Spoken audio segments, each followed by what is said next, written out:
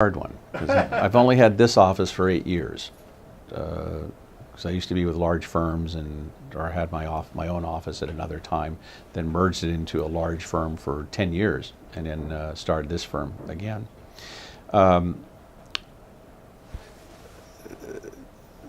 The foundation for the law firm is that we want to make sure that every client. Okay, let's start from, I used to work for.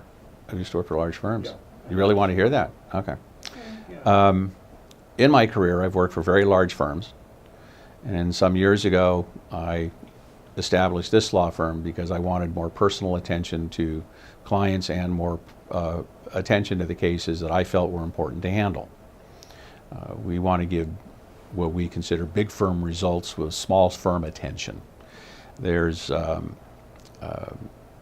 all the decisions I make and deal with the clients directly. My staff assists in making sure that issues are handled and brought to my attention. But we want to make sure that every client feels that they are the only client of the firm, even though we handle dozens and dozens of cases at a time. But every case is individual, every case is unique, and we want to pursue every case to its best logical and natural conclusion with the assistance of the client, since the client makes the most informed decisions along the way.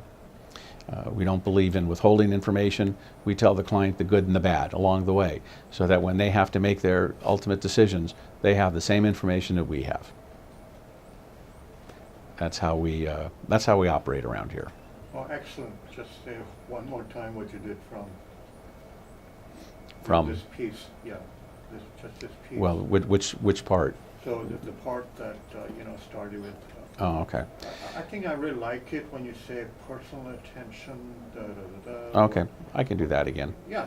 So you go on, side of soft peddling, but what do you get with me rather than the big, huge Okay. company with 2,000 attorneys? I've been practicing 43 years, and in that time, I have had my own firm before, and I practiced with very large firms. I've established this firm because I wanted to give personal attention and better attention to the clients, not allow a client to get lost in the shuffle or feel that they're lost in the shuffle because it's a larger firm. We want to give what we feel big firm results with small firm attention to every client. Every case is unique, and we want every client to know that their case is special because it's their case, and we handle it as if it's the only case we have in the office, even though we may have dozens of cases pending and going at one time.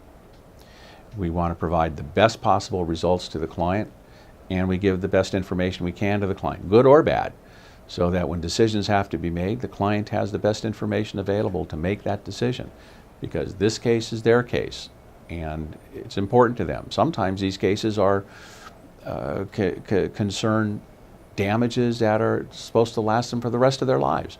We want to make sure that this information is available to them, so the decision they make is the best decision for them. Are you happy with this? What you just said? Yeah. That's wonderful. Yeah. And it's easy because it's how we do it, and it's the truth. So yeah, we're okay with that it. you like to add? But 10 minutes after you leave, I'll have a whole bunch more. But right now, I think I can't think of anything else. I'm usually more answering questions than standing on a soapbox talking about myself. Because I can talk about cases that I've handled. I can give anecdotes of it. Just pick a couple of them.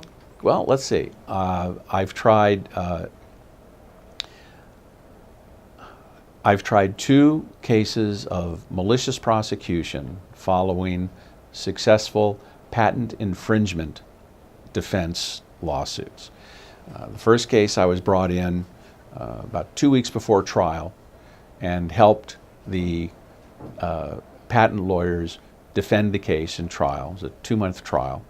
We got a successful defense, and then we sued the original plaintiff, a Fortune 50 company, very large company, sued them for malicious prosecution. Had a very favorable result for our client in 7 figures. The next time I was contacted by a patent law firm who had defended a patent infringement case in Florida, and they hired me to do a malicious prosecution case against Dow Chemical Company. And we tried the case in Florida, and again got a 7-figure verdict for the client. Malicious prosecution is a very difficult area to litigate. Very few people do it. Certainly, even fewer people do it successfully. We've had good success with our malicious prosecution cases over the years. We have sued, I personally have been involved in 3 lawsuits involving Suge Knight and Death Row Records. The last one was a verdict of in excess of $100 million. So it was a very involved, very complex. You know what? I really shouldn't talk about this one because Suge still has friends out there. You know, he doesn't like being on the bad end of that. I've had Just say celebrity. Okay, handled a case of defamation and business fraud against I'll say a well-known celebrity, where the result was a judgment well in excess of $100 million. In my career, I've handled and worked on airplane crash cases, small planes and major airline crashes.